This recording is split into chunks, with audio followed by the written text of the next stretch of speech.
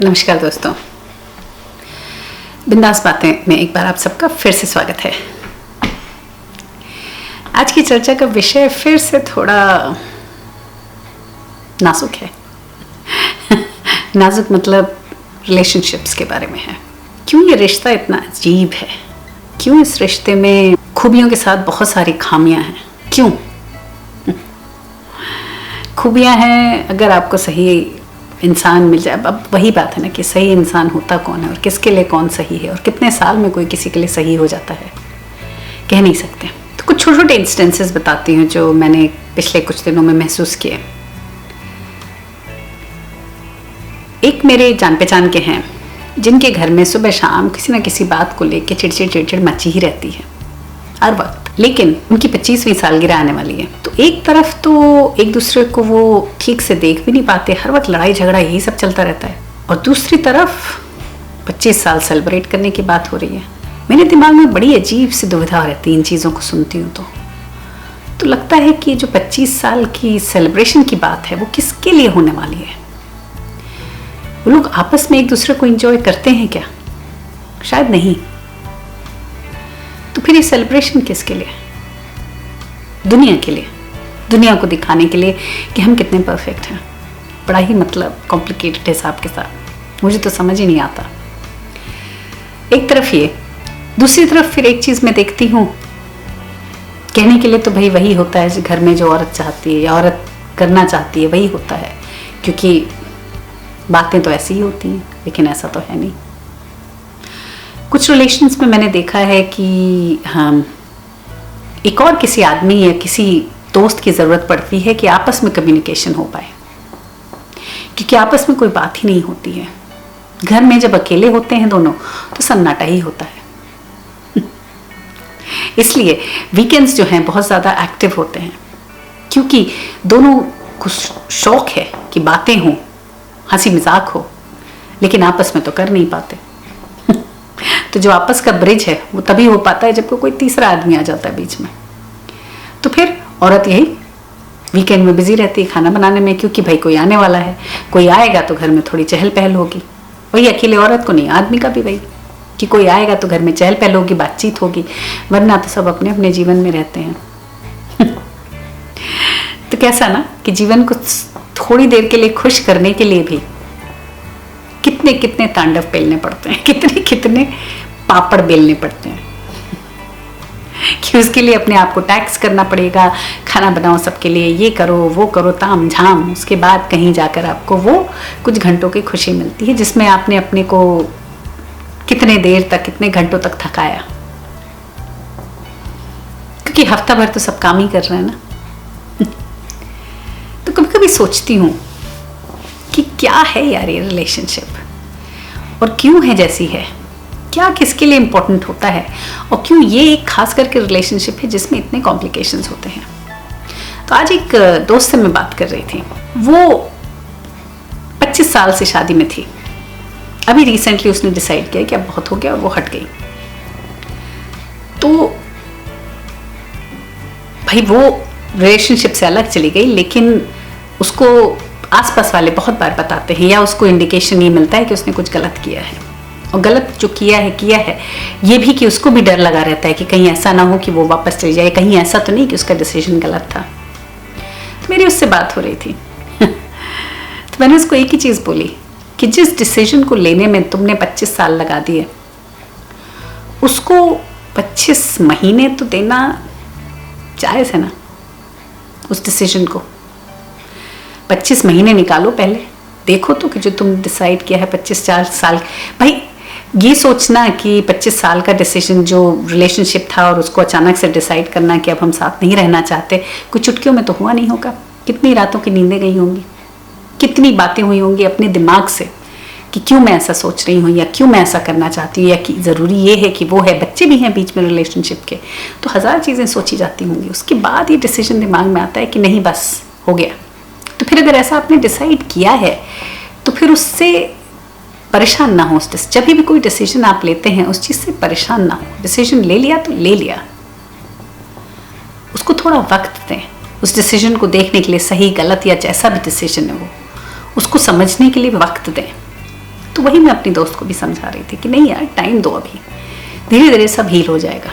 क्योंकि बहुत ज़्यादा रिलेशनशिप्स में ये बात बहुत ज़्यादा प्रोमिनेंट होती है कि आसपास वाले किस चीज़ को इम्पोर्टेंस देते हैं। जो अगर औरत घर में पीटी जा रही है, मारी जा रही है, नीली पीली हो जाती है, तो वो रिलेशनशिप तोड़ने में तकलीफ नहीं है क्योंकि डोमेस्टिक वायलेंस इन्वॉल्व है।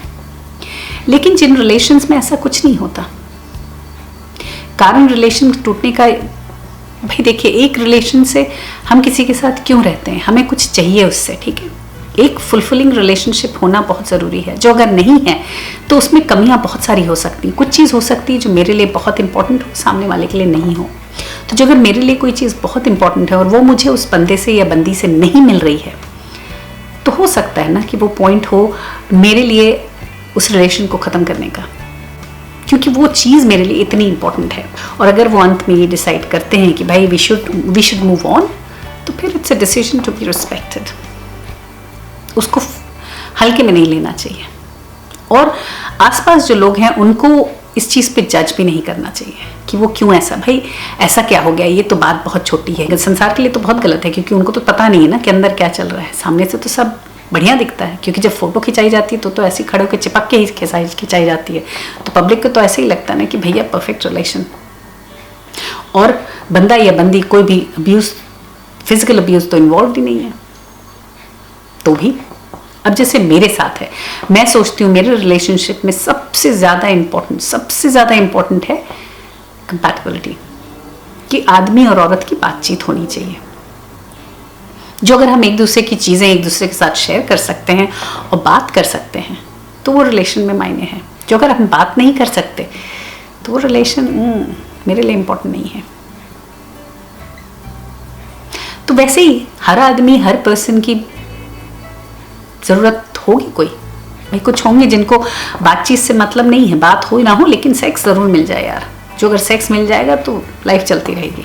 उनके लिए वो बहुत ज़रूरी है रिलेशनशिप में, कि अगर सेक्स नहीं मिलता तो लगता है कि जैसे कि भाई तुमने फुलफिल नहीं की ड्यूटी, शादी क्यों की थी। ये भी बहुत विचार में आती है बात की, क्या वही एक चीज़ है जिसके लिए आदमी शादी करता है? तो अगर इसलिए करता है तो शायद गलत रीज़न है, क्योंकि ये कारण तो नहीं होना चाहिए। या अगर इसलिए शादी करता है कि बच्चे पैदा हो तो भी गलत रीज़न है। सोचने वाली बात है कि कौन किस लिए किस चीज़ से परेशान है और क्यों वो हटना चाहता है किसी रिलेशन से। At the end of the day जिसका डिसीजन है वो उसी का डिसीजन है। और हमारे लिए जो XYZ जो बाहर लोग, आसपास लोग खड़े हैं, उनका सिर्फ एक ही काम होना चाहिए कि जज ना करें, पहली चीज़, और जो डिसीजन है उसको एक्सेप्ट करें। अपनी टिप्पणी, स्मार्ट कमेंट्स ना दें क्योंकि उसकी कोई ज़रूरत नहीं है।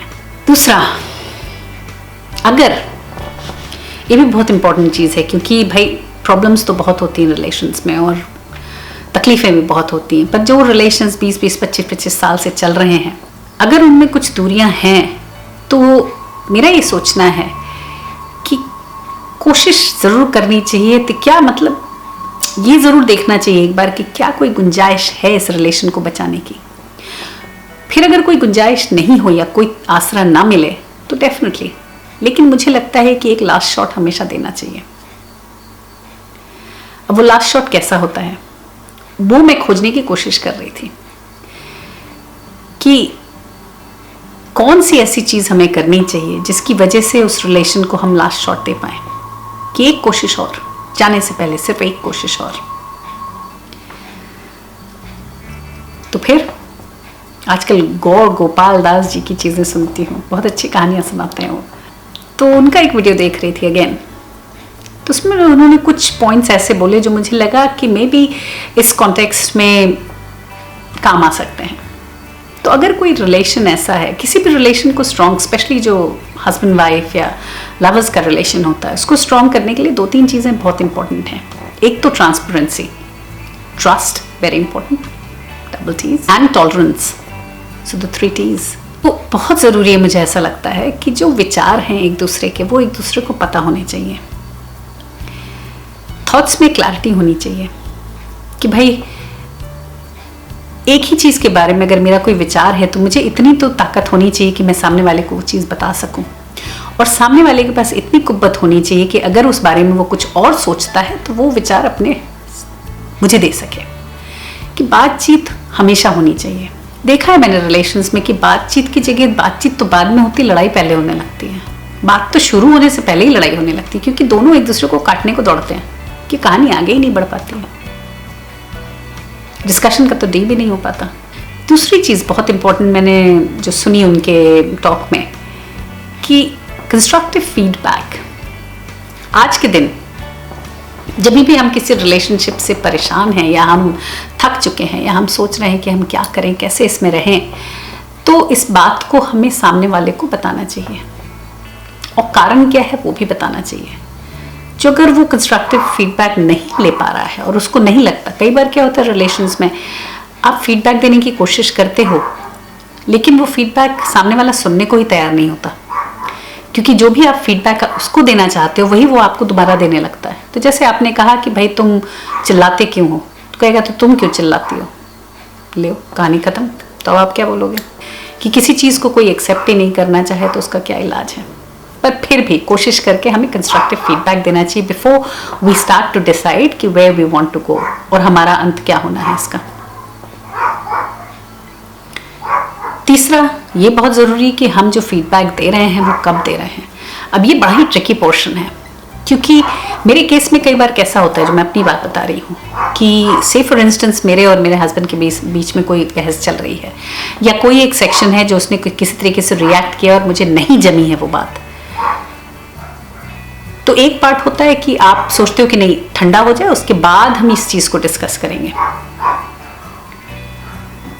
तो इस बहुत ट्रिकी है, अगर आप उस समय बोलते हो तो और एग्रवेट हो जाता है मैटर।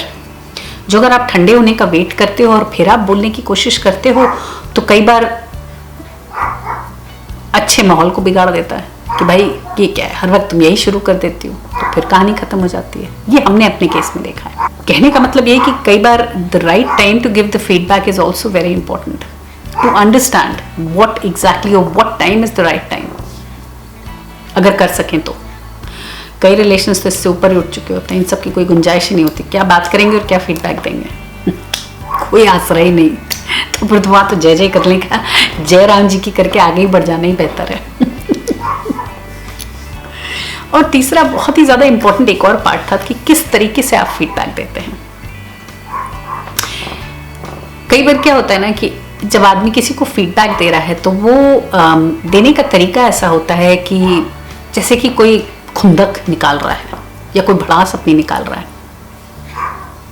तो अगर भड़ास निकालने की तरह अगर फीडबैक देगा तो फिर वो तो फीडबैक नहीं लिया जाएगा, उसमें तो आदमी डिफेंसिव हो जाता है, अग्रेसिव हो जाता है, लड़ाई शुरू हो जाती, बातचीत ठीक नहीं होती। जो अगर वो सही दौर से किया जाए तो शायद उसका असर बेहतर हो। ये जो चीज़ है कि भाई 20 साल से साथ थे, कि 25 साल से साथ थे, कि 22 साल से साथ थे, कि 50 साल से साथ थे, इसका कोई मायने नहीं है। दूसरा बहुत बड़ी चीज़ मेरे दिमाग में हमेशा आती है कि क्यों बाकी रिलेशंस में ये क्वेश्चन नहीं आता, क्यों ऐसा है कि बाकी रिलेशंस कैसे भी कॉम्प्लिकेशन से गुजर के भी चलते रहते हैं, जैसे कि पेरेंट्स किड्स का या भाई बहन का, ठीक है लड़ाई झगड़े होते हैं लेकिन फिर भी सब चलता ही रहता है, ऐसा नहीं है कि टूट जाता है, क्योंकि वो शायद रिलेशन से बंधा हुआ है, डिफरेंट बर्थ बाय बर्थ शायद इसलिए। या दूसरा बहुत बड़ा कारण हो सकता है, हस्बैंड वाइफ के रिलेशंस होते हैं पार्टनर्स के, उसमें सेक्स इन्वॉल्व है, फिजिकल इंटीमेसी इन्वॉल्व है, शायद इसलिए एक्सपेक्टेशंस कुछ अलग लेवल के होते हैं, इसलिए शायद ये रिश्ते ठीक नहीं हो पाते, बहुत मुश्किल हो जाती है इनको ठीक करना। और एक बहुत बड़ा फैक्टर मैंने देखा है कि कई बार रिलेशंस खराब बद से बदतर होते जाते हैं, क्योंकि अगर एक पार्टी को सेक्स की ज़रूरत बहुत ज़्यादा महसूस होती है और दूसरा नहीं दे पाता तो बहुत बड़ा प्रॉब्लम आता है। दूसरा बहुत बड़ा फैक्टर है कि आदमी औरत का जो फ़र्क है, आज अगर घर में लड़ाई हुई है फॉर इंस्टेंस, औरत खुश नहीं है, तो उसे कोई इच्छा नहीं होगी कि रात में वो आदमी का बिस्तर गर्म करे। लेकिन आदमी के लिए रात होती है तो जो बातें हैं, लड़ाई झगड़ा तो कब का वो भूल जाता है बंदा। उसको लिए तो कोई इंपॉर्टेंस ही नहीं है उस बात की, क्योंकि रात की जो उसकी जरूरत है वो अलग ही है, हर चीज से परे है। उसका लड़ाई से कोई कनेक्शन ही नहीं है। जबकि औरत का हर घर में जितनी भी एक्टिविटीज होती हैं उस सब से फिर वो रिलेटेड है, कनेक्टेड है, एवरीथिंग इज कनेक्टेड है ना। कुछ विचित्र, पता नहीं इतना अलग क्यों बनाया गया औरत आदमी को कि एक दूसरे को समझना ही मुश्किल हो जाए, कि एक दूसरे से इतने परे हैं। कहते हैं ना ऑपोजिट्स अट्रैक्ट, ये मैं अपनी दोस्त से भी बात कर रही थी कि ऑपोजिट अट्रैक्ट कहते हैं, पर इतने भी ऑपोजिट ना हो जाओ कि अट्रैक्शन का कोई जरिया ही ना रहे। अब भाई लोहा ही लोहे को अट्रैक्ट करेगा ना, तो ये जो ऑपोजिट्स अट्रैक्ट हैं ये भी फंडा कुछ समझ में नहीं आता। क्योंकि कई बार ऑपोजिट्स नहीं एकदम ही विपरीत होते हैं, परे एक दूसरे से। इतने परे कि भाई अट्रैक्ट तो दूर की बात है, साथ में खड़े होना भी मुश्किल हो जाता है। फिर भी 20-20, 22-22, 25-25 साल बीत जाते हैं एक दूसरे के साथ, और फिर कभी किसी मोड़ पर आप क्वेश्चन करने लगते हो कि क्यों इतने साल बिताए, क्यों नहीं पहले अलग हो गए, या क्यों नहीं फिर इसी चक्कर में कि क्यों नहीं पहले ये कर लिया, और 20 साल बीत जाते हैं। फिर आप बुढ़े हो जाते हो, तो फिर आपको लगता है यार आप क्या, जो इतने झेल लिए तो और सही। फिर आप झेलते ही रहते हो एक दूसरे को। तो मैं तो कहती हूँ भैया, जिस वक्त जिस पल ऐसा लगे कि बहुत हो गया तो निकल लो। जरूरी नहीं है कि आपको झेलना एक दूसरे को जरूरी है, मत झेलो। सब लोग खुश रहो, अपने अपने जीवन में खुश रहो, लेकिन खुश रहो, चाहे 20 साल 22 साल कोई मायने नहीं रखता। वो जो एक दिन होगा, जो 20 साल के बाद का एक दिन होगा, जो आपका खुद का होगा, उसमें कितना मजा है ना। जहाँ आप अपनी मर्जी से सब करते हो, जहाँ किसी का कोई प्रेशर नहीं है, और आप ही नहीं सामने वाला भी खुश हो, क्योंकि आप भी तो उसे वो नहीं दे पा रहे हो ना जो उसे चाहिए। तो फिर सब अपने अपने गगन में उड़ लो ना फ्रीली। आदत सी हो गई है, कैमरे के सामने बैठती हूँ तो गुब्बार निकालती हूँ। उस दिन मेरी लड़की खटखटा रही थी डोर पे, मैंने कहा हाँ जाओ, तो कहती मम्मा क्या तुम किसी से बात कर रही हो? मैंने कहा नहीं यार वीडियो बना रही हूँ। कहती ऐसा लगा फ़ोन पे बात कर रही हो। मैंने कहा मेरे लिए कैमरा कुछ ऐसा ही हो गया है, फ़ोन जैसा, कि जैसे उधर से जवाब आ रहा हो। जवाब तो नहीं आता, लेकिन बात तो मैं वैसे ही करती हूँ। जैसे कि बस नॉर्मल बातचीत हो रही हो। बस यही कुछ मिनट है जिसमें फ्रीली बोलती हूँ, बिंदास। चलिए आज के लिए सिर्फ इतना ही, अगले हफ्ते फिर मिलेंगे किसी और बात, किसी और चर्चा के साथ। तब तक के लिए शब्बा खैर, good night, bye bye, see you next week.